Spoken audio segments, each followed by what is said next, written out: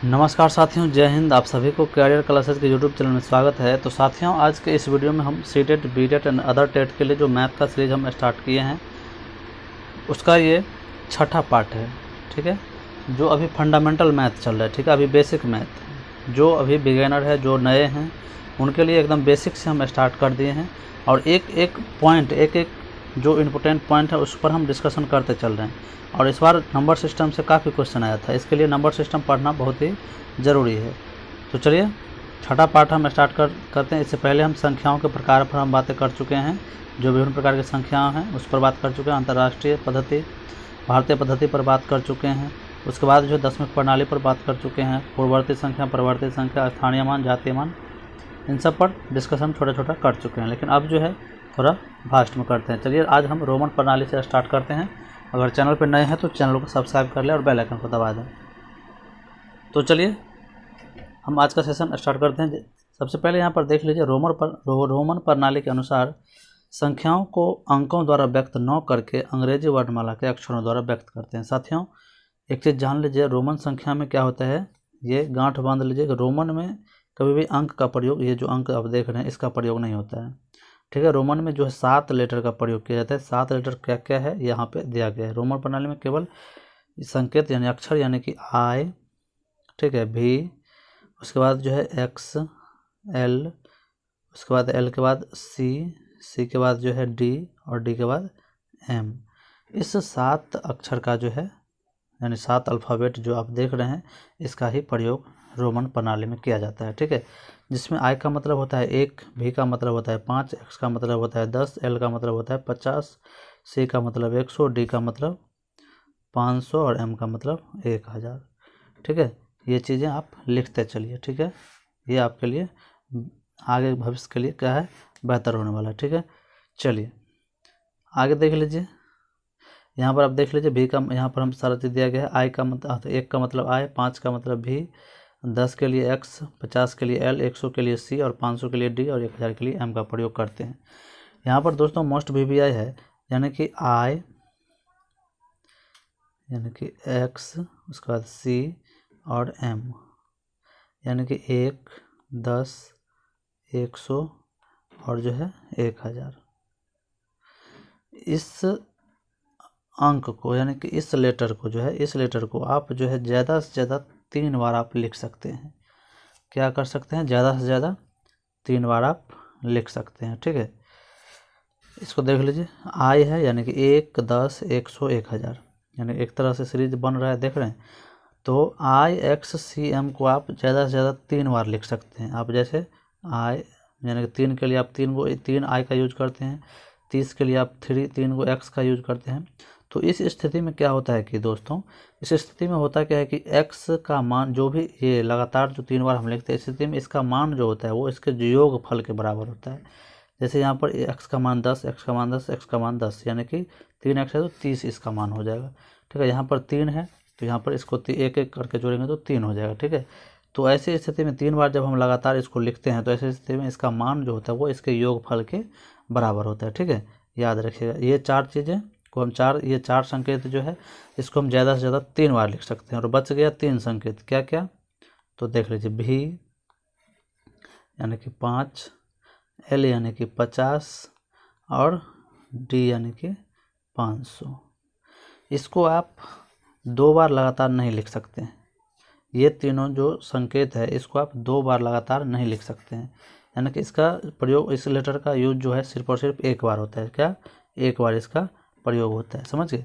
यहाँ पर दिया गया है, यहाँ पर आप नीचे देख रहे हैं कि भी एल डी संकेत लगातार 2 बार नहीं लिखे जाते। ठीक है, और ऊपर में यहाँ पर था कि आई एक्स सी एम संकेत अधिक से अधिक 3 बार लगातार लिखे जा सकते हैं। इस स्थिति में उसका मान योगफल के बराबर होता है। यहाँ पर आपको दिखा दिया गया है, आप देख सकते हैं। यहाँ पर भी एल डी संकेत लगातार 2 बार नहीं लिखे जाते हैं। ठीक है, याद रखिएगा। चलिए अब आगे बढ़ते हैं, उसके बाद इसके सवाल पर भी डिस्कशन करेंगे हम।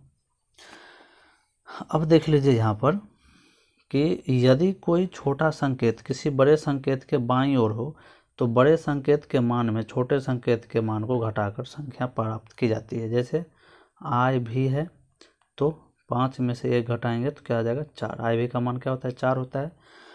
तो देख लीजिए। और अब कहिए यहाँ पर देखिए आई एक्स दिया हुआ है तो x माइनस 1 यानी कि 10 माइनस 1 बराबर 9।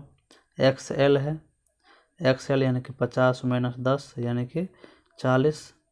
चलिए ये तो आप समझ गए। लेकिन अगर ऐसा दे रहा है यानी कि अगर आपको भी एक्स दिया रहे तब क्या करिएगा, यानी भी एक्स यानी कि 10 बड़ा, देखिए छोटा बड़ा के क्या है बाईं ओर है तो घटाएंगे तो 10 माइनस 5 करेंगे तो 5 आ जाएगा। तो क्या 5 का वैल्यू भी एक्स होता है? तो नहीं होता है। 5 का वैल्यू क्या होता है? सिर्फ और सिर्फ भी होता है।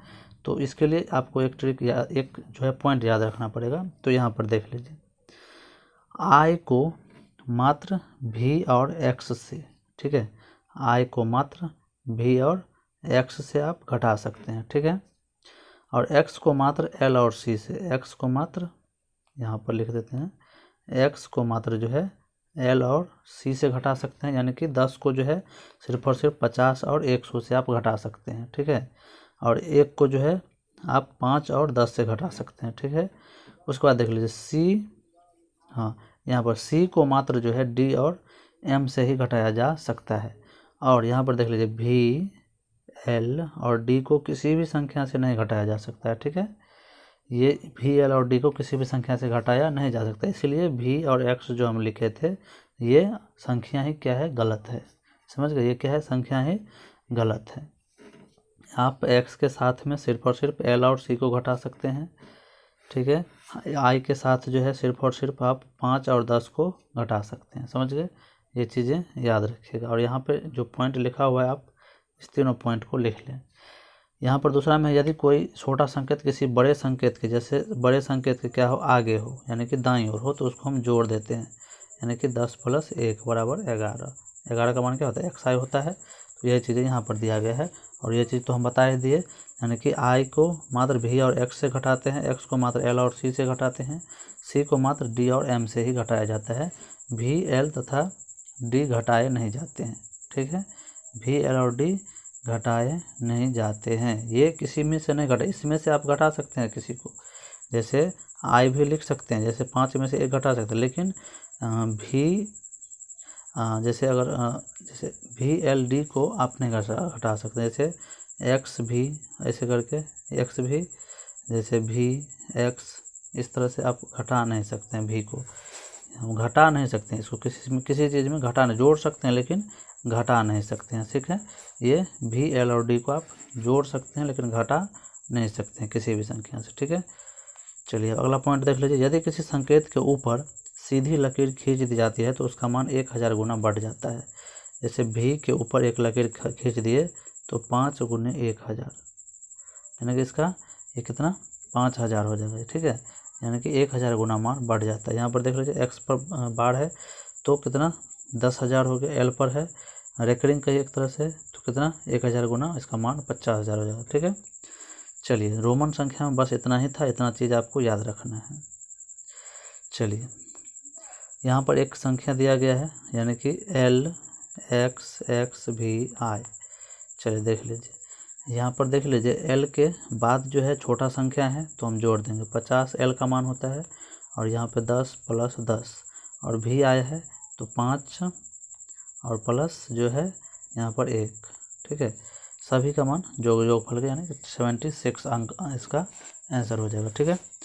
चलिए रोमन संख्या समझ गए। रोमन संख्या का प्रश्न जब डिस्कशन करेंगे, प्रश्नों का जब सीरीज लेकर के आएंगे, अभी बेसिक हम फंडामेंटल पढ़ रहे हैं, जब प्रश्नों का सीरीज लेकर आएंगे तब आपको रोमन संख्या से सवाल आएगा, आप वहाँ पे जो है उस पर डिस्कशन करेंगे, ठीक है। चलिए अब जो है अंकों का जो है वास्तविक मान और जातीय मान के स्थानीय मान के बारे में पढ़ेंगे। वास्तविक मान का दूसरा मान अंकित मान है या फिर इसको जो है जातीय मान भी कहते हैं, ठीक है। चलिए वास्तविक मान या अंकित मान या जातीय मान। किसी अंक का वह मान जो कभी नहीं बदलता है उसे वास्तविक मान या शुद्ध मान भी कहते हैं, ठीक है। जातीय मान या अंकित मान, कहीं पर अंकित मूल्य भी दिया जाता है, ठीक है, तो इसे हम फेस वैल्यू कहते हैं। जैसे 234 में 2 का वास्तविक मान 2 होगा, 3 का वास्तविक मान 3 होगा, 4 का वास्तविक मान 4 होगा। कोई भी संख्या आपको दे दें, इसमें 4 का वास्तविक मान पूछे तो 4 ही होगा, अंकित मान पूछे तो 4 ही होगा, जातीय मान पूछे तो 4 ही होगा, ठीक है। चलिए अब स्थानीय मान देखते हैं। स्थानीय मान देख लीजिए दोस्तों, किसी अंक का वह मान जो उसके स्थान विशेष की स्थिति के अनुसार बदलता रहता है, उसे हम स्थानीय मान यानी कि प्लेस वैल्यू कहते हैं। ठीक है, आप देख लीजिए, इसको जातीय मान का जो है 3-4 नाम है, लेकिन इंग्लिश में सिर्फ एक ही नाम है, फेस वैल्यू। ठीक है, फेस वैल्यू आपको ज़्यादातर जहाँ कहीं भी दिया रहेगा तो वो सिर्फ और सिर्फ फेस वैल्यू दिया रहेगा। ठीक है, ये चीज़ें यहाँ पर देख रहे हैं इंट्रिंसिक वैल्यू, ये जो है ज़्यादा नहीं दिया रहता, आपको फेस वैल्यू दिया रहता है। ठीक है, चलिए अब स्थानीय मान देख लीजिए, स्थान के अनुसार क्या होता है, ये बदलते रहता है। ठीक है, जैसे यहाँ पे 4, 5, 3, 2, 6, इसमें बोलेगा 5 का स्थानीय मान क्या होगा, तो 5 का वैल्यू देख लीजिए आप, इकाएँ दाएँ सैकड़ा हज़ार, यानी कि 5 गुने 1000 इसका वैल्यू हो जाएगा। ठीक है, यानी कि 5000, कितना हो जाएगा, 5000। सीधा 5 पर 3 जीरो आप रख सकते हैं। 4 का प्लेस वैल्यू पूछे स्थानीय मान, 4 पर आप डायरेक्ट 4 जीरो रख सकते हैं। वैसे भी इकाएँ दाएँ सैकड़ा हज़ार 10,000, 4 का वैल्यू है 4 गुने 10,000, तो 10,000 करेगा तो 4 पर जीरो रखेगा, 4 जीरो तो 40,000 हो जाएगा। ठीक है, तो ये चीज़ें समझ गए स्थानीय मान। ठीक है, चलिए यहाँ पर देख लीजिए, इसका एक सवाल है, यहाँ पर एक चीज़ है, किसी संख्या में किसी अंक का स्थानीय मान ज्ञात करने के लिए उस अंक को उसके स्थान के मान से गुना किया जाता है। ठीक है, स्थान के मान से गुना किया जाता है, अभी हम बताएं। अब यहाँ पे संख्या 12, 1, 2, 3, 4, 5 में 3 का स्थानीय मान तथा अंकित मान में अंतर बताइए। 3 का स्थानीय मान इकाई दाएं सैकड़ा पर देख लीजिए, 1, 2, 3, 4, 5, इसमें 3 का स्थानीय मान क्या है, इकाई दाएं सैकड़ा यानी कि 300, और अंकित मान क्या हो जाएगा, 3 ही हो जाएगा, तो कितना आंसर हो जाएगा, 297 आंसर हो जाएगा। ठीक है, 3 घटा देंगे, अंतर पूछ रहा है तो 3 हम घटा देंगे। तो स्थानीय मान और जातीय मान में कोई दिक्कत नहीं होना चाहिए। आशा और उम्मीद है कि आपको इसमें कोई भी दिक्कत नहीं होना चाहिए। अगर कोई दिक्कत है तो आप कमेंट बॉक्स में हमसे पूछ सकते हैं। चलिए अब आगे देखते हैं। आगे जो है, अब छोटी संख्या और बड़ी संख्या निकालना सीखेंगे। ठीक है, छोटी संख्या और बड़ी संख्या निकालना। तो कोई भी संख्या यहाँ पर देख लीजिए, n अंकों की सबसे बड़ी और सबसे छोटी संख्या कैसे निकालेंगे। तो एक में देख लीजिए n अंकीय, यहाँ पर इसको हम जूम कर देते हैं। चलिए यहाँ पर देख लीजिए कि n अंकीय बड़ी से बड़ी संख्या, n अंकों की बड़ी से बड़ी संख्याओं को ज्ञात करने के लिए, यहाँ पर देखिए n अंकों की बड़ी से बड़ी संख्याओं को ज्ञात करने के लिए n का जितना मान हो उतनी ही बार अंक 9 लिखा जाता है। अगर आपको बोलेगा कि 3 अंकों की सबसे बड़ी संख्या तो 3 गुण 9, 2 अंकों की सबसे बड़ी संख्या तो 2 गुण 9, 1 अंक की सबसे बड़ी संख्या 1 गुण 9।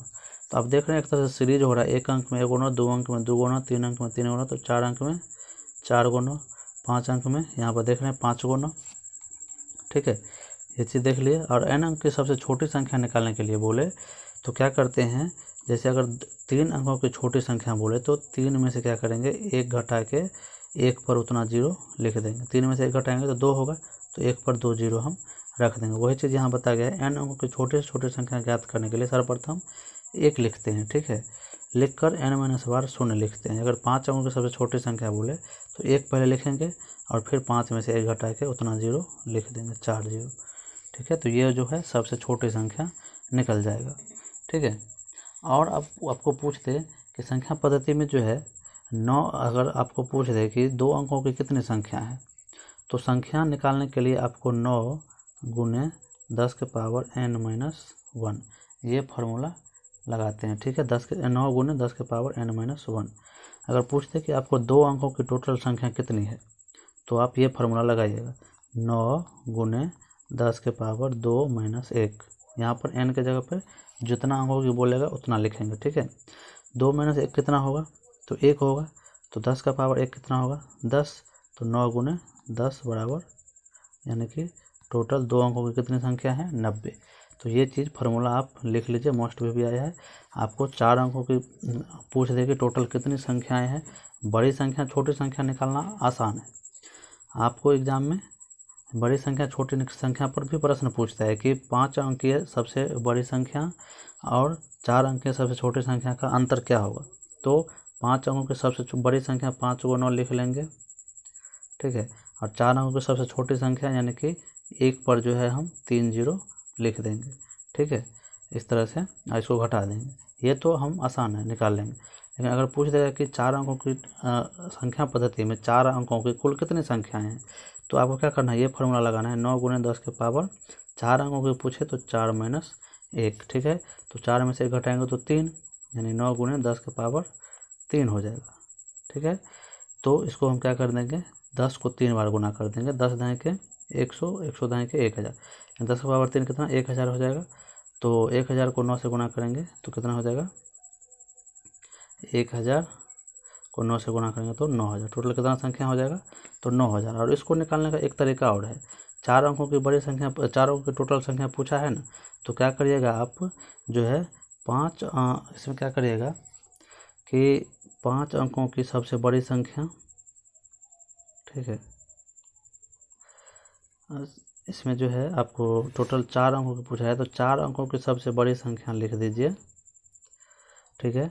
और 3 अंकों की सबसे छोटी संख्या लिख दीजिए, ठीक है। और इसको घटा दीजिए, 9 9 9 9 में से 8 गया 1, 9 में से गया 8, और इसमें क्या करिए 1 जोड़ दीजिए, तो आपको वो संख्या टोटल संख्या निकल जाएगा, ठीक है।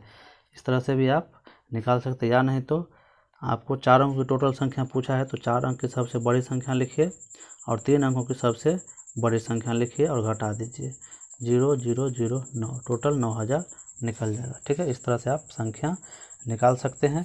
तो चलिए दोस्तों, आज के वीडियो में 3 चीज़ें सीखे, रोमन संख्या के बारे में जाने, उसके बाद जो है स्थानीय मान, जातीय मान के बारे में जाने, और छोटी संख्या और बड़ी संख्या के बारे में जाने, और टोटल संख्या पद्धति में 3 अंकों की टोटल कितनी संख्या है, 4 अंकों की कितनी संख्या है, इसको निकालना सीखें। अगर वीडियो अच्छा लगा होगा तो लाइक, सब्सक्राइब और शेयर जरूर करें। धन्यवाद।